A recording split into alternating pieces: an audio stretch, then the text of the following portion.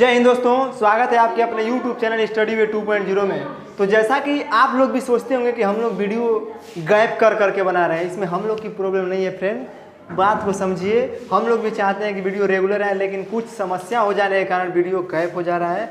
लेकिन कोई बात नहीं, गैप हो जा रहा है, हम उसको भी शामिल कर लेंगे, धीरे धीरे मैनेज कर लेंगे, सारे क्वेश्चन को कर लेंगे हम लोग। तो चलिए आज का वीडियो स्टार्ट करते हैं। आज जो है कि जैसे कि आज के बाद आने वाले जो है कि दिनों में आपको ज़्यादा क्वेश्चन कराए जाएंगे, कम से कम 10 या 15 क्वेश्चन, और हो सकता है कि ऐसे क्वेश्चन कराए जाएंगे जो केवल एक टॉपिक से रिलेटेड हो, यानी कि कोई एक चैप्टर का वैसे सभी टाइप के क्वेश्चन करा दिए जाएंगे जो कि फंसता है। समझ रहे हैं जैसे कहने का मतलब। तो चलिए आज स्टार्ट करते हैं वीडियो को। आज का पहला क्वेश्चन देखिए, पहला क्वेश्चन आपके स्क्रीन पे आ चुका होगा। देखिए किधर गया। देखिए, एक थैले में 1 रुपये 50 पैसे तथा 25 पैसे के सिक्के 2:3:4 के अनुपात में है तथा इनका कुल मूल्य 180 रुपया है। तो हमको ज्ञात करना है कि 50 पैसे के सिक्कों की संख्या कितनी होगी। बोर्ड पर देख रहे हैं सवाल, स्टेटमेंट लिख रहे हैं। देखिए थैले में कितने रुपए के सिक्के हैं, 1 रुपये का, 50 पैसा का और 25 पैसा का, यही है। और इनका अनुपात कितना दिया हुआ है भाई, 2:3:4। और इसका देखिए टोटल वैल्यू कितना है, टोटल वैल्यू दिया हुआ है 180 रुपया, यही ना दिया हुआ है। और इतने स्टेटमेंट से हमको ज्ञात करना है कि 50 पैसे के सिक्कों की संख्या कितनी होगी।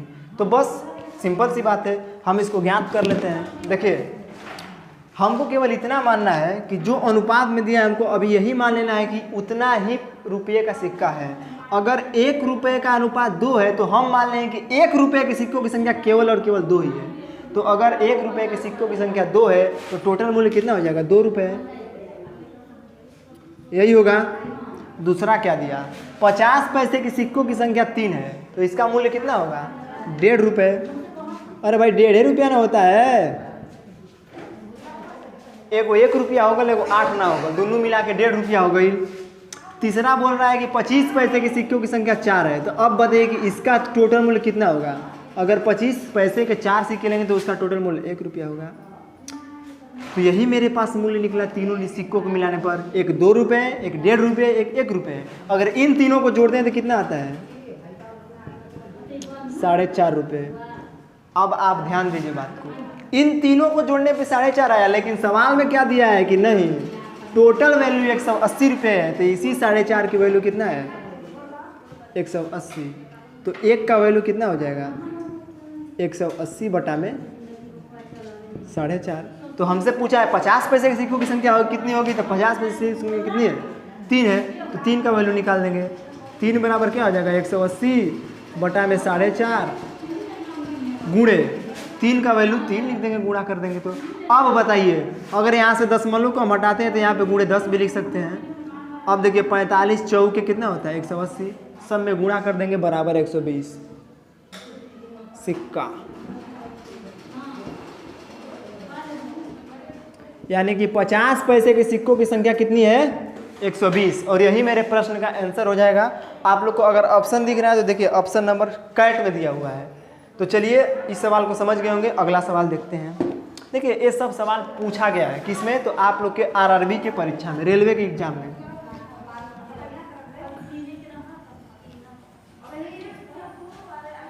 देखिए दूसरा सवाल हम बनाएंगे।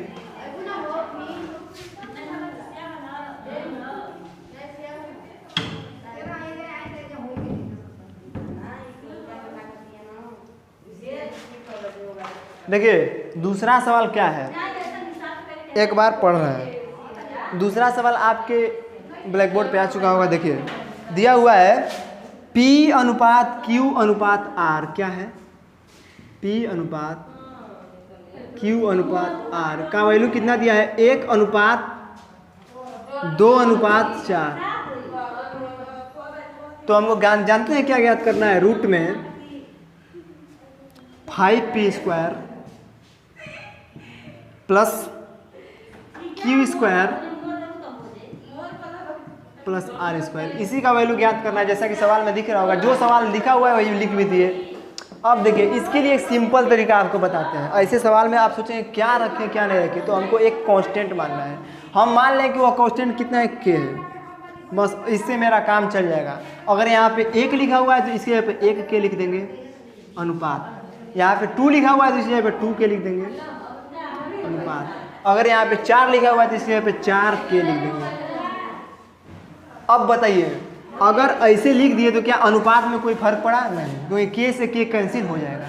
अब आगे इसी के मान को रख करके सोल्व कर देंगे, मेरे प्रश्न का आंसर आ जाएगा। देखिए 5 पी की जगह पे क्या है 1 के, तो गुणे 1 के का स्क्वायर करेंगे, ठीक है, प्लस क्यू है, क्यू की जगह पे क्या है 2 के, 2 के का स्क्वायर करेंगे, प्लस आर की जगह पे क्या है 4 के का स्क्वायर करेंगे, और इसको बढ़ा के यहाँ तक ले जाएंगे, कोई दिक्कत नहीं होना चाहिए।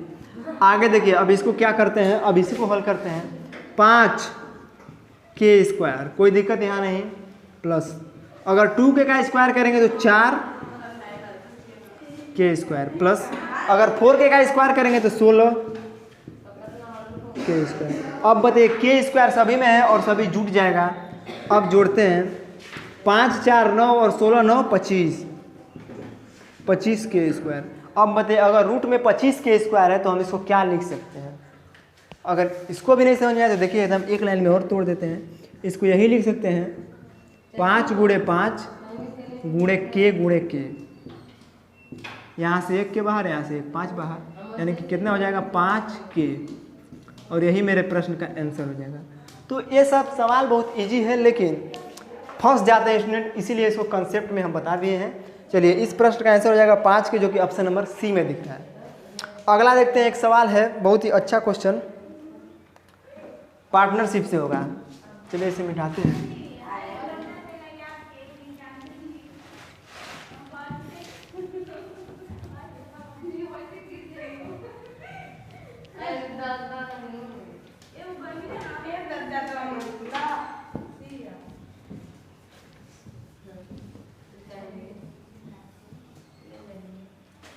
देखिए सवाल है, इधर तो सवाल ही दिख रहा होगा। ए, बी और सी क्रमशः 7,000 रुपये, 8,000 रुपये और 12,000 रुपये के साथ व्यापार में भागीदारी करते हैं। ए को व्यवसाय के प्रबंधन के लिए लाभ का 25% मिलता है और शेष राशि को उसकी पूंजी के अनुपात में विभाजित किया जाता है। वर्ष के अंत में ए को उसके हिस्से के रूप में 3600 रुपये मिलता है। तो हमको ज्ञात करना है कि बी और सी के हिस्से का अंतर कितना होगा। बस सिंपल सी बात है। देखिए कोई ए पर्सन है और यह बी है और यह सी है। ये तीनों लोग क्या किया कि इसने 7,000 रुपये लगाया, इसने 8,000 रुपये लगाया, इसने 12,000 रुपये लगाया, लगा करके एक व्यापार स्टार्ट किया।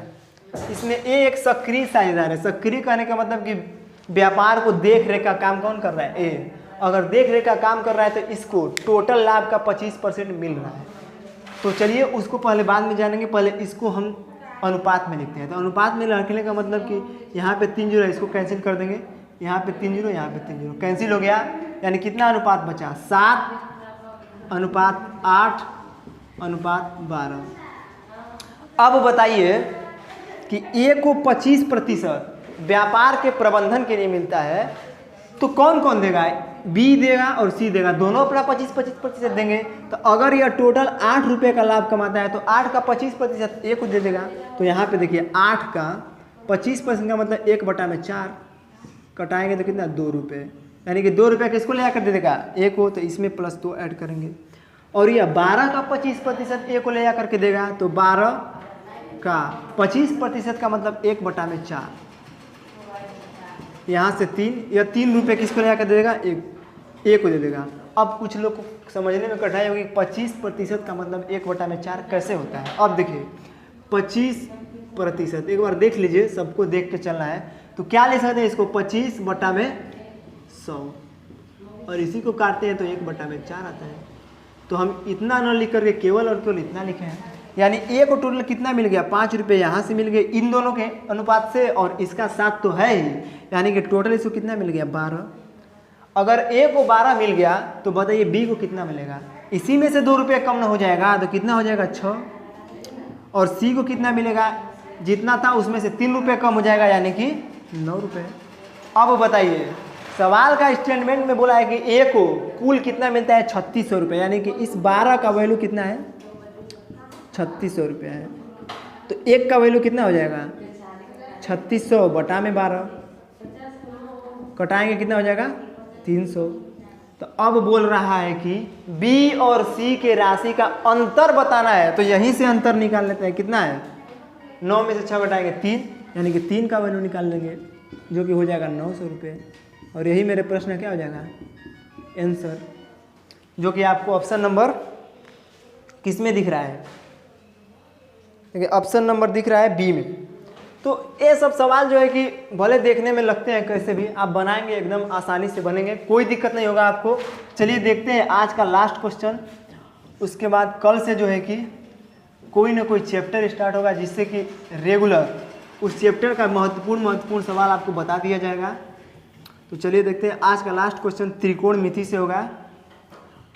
देखिए त्रिकोणमिति एडवांस मैथ और अर्थमेटिक सभी का अहम रोल है। ऐसा नहीं है कि हम एडवांस मैथ को छोड़ देंगे, गड़बड़ हो जाएगा। देखिए त्रिकोणमिति से सवाल क्या है,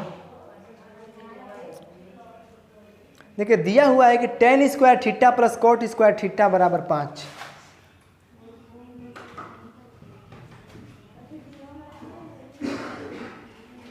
cot स्क्वायर थीटा बराबर 5। तो हमको क्या ज्ञात करना है, tan square theta minus cot square theta बराबर 5। अब देखिए ऐसे सवाल को बनाने के लिए बहुत ही सिंपल तरीका आपको बताते हैं। देखिए हम इस सवाल में देखेंगे कि ऐसा क्या करेंगे कि काम चल जाए, थोड़ा जल्दी में बन जाए। हम त्रिकोणमिति के आधार पर भी बना सकते हैं, लेकिन हमको जल्दी में चलाना है।